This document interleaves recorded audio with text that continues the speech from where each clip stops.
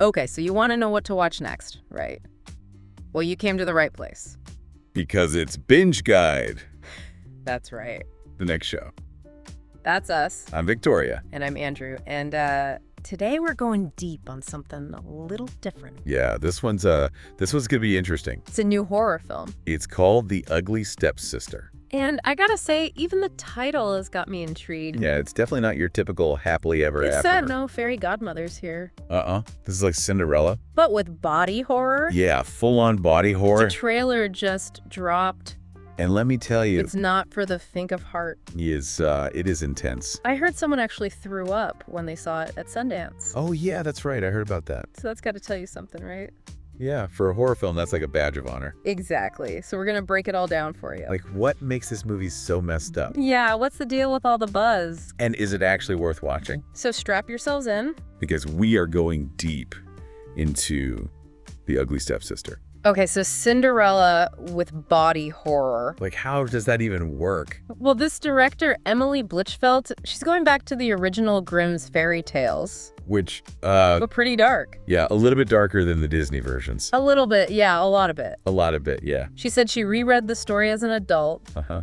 and there was this one detail that really stuck with her. The stepsister cutting off her toes Yes, to exactly. fit in the glass slipper. Yeah, that image really sparked something in her. I mean, it's a pretty messed up image when you think about it. Yeah, and that's kind of the starting point for the whole film. So she took this tiny detail from the original story.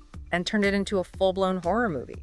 It's kind of amazing what you can do with a little bit of inspiration. So tell me about this ugly stepsister. Okay, so her name is Elvira, Elvira. played by Lea Myron. Okay. And like every good Cinderella story, she's got it bad for the prince. But she's also got a seriously beautiful stepsister to contend with. So the classic love triangle. Yeah, but with a lot more blood and guts. So what makes this world so obsessed with beauty? Well, they call it a brutal business, so I think that gives you a pretty good idea.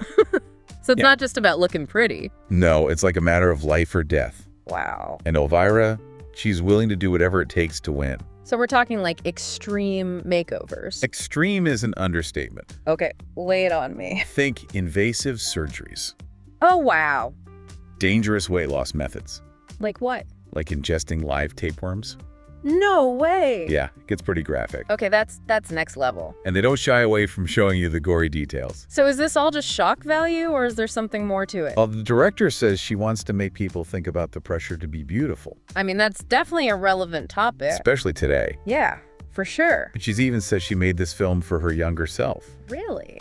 Yeah, she struggled with feeling unattractive growing up. Wow. So it's a very personal story for her. You know, it's interesting how she's using this classic fairy tale. To talk about something so real. And so dark. Yeah, she's taking these unspoken messages about beauty. And turning them into something really disturbing. It's like she's forcing us to confront them. And speaking of confronting... This actress, Lea Myron, she's actually really attractive in real life. Okay, so she's not actually ugly. No, but they use her discomfort to show how Elvira feels about herself. Like body dysmorphia. Exactly. So even though she might look fine on the outside... She feels completely different inside. And that internal struggle is really what the film is about. Right, it's not just about looking good, it's about feeling good about yourself. Which is a message we could all use a reminder of. Especially in a world that's so focused on appearances.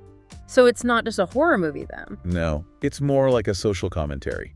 But with lots of blood and guts. Yeah, there's plenty of that. This director, she seems to really know how to use horror. To get her point across. And she's also playing with the way we usually see stepsisters.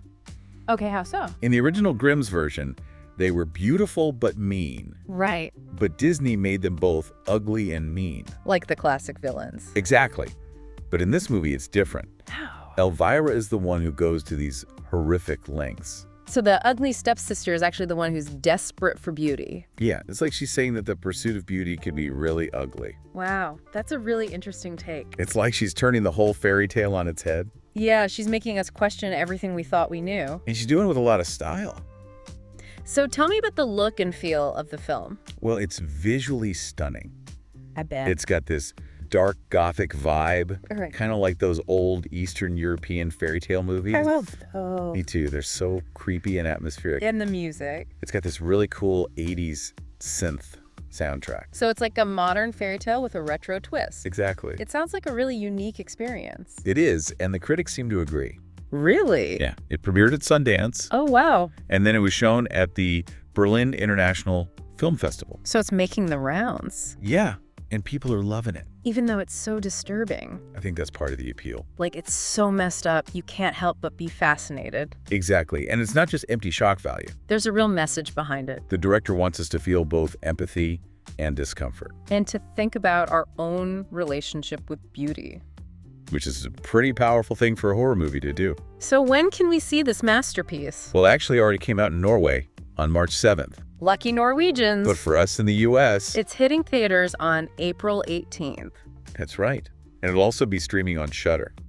For all you horror buffs out there, And for our friends in the UK, you'll have to wait just a little bit longer. until April 25th. So mark your calendars, folks. And maybe grab a barf bag just in case. Okay, so that was our deep dive into the wonderfully twisted world of The Ugly Stepsister. We talked about the body horror, the fairy tale inspiration, the social commentary. And the really positive reception it's getting. So to recap, it's out April 18th in the US. And April 25th in the UK. And before you go, we want to leave you with this thought. Fairy tales, those stories we think of as innocent and sweet. It can actually be really dark and messed up. The question is, will The Ugly Stepsister be insightful or just plain shocking? That's for you to decide. Thanks for joining us on Binge Guide, The next show. and we'll see you next time with another deep dive. Bye.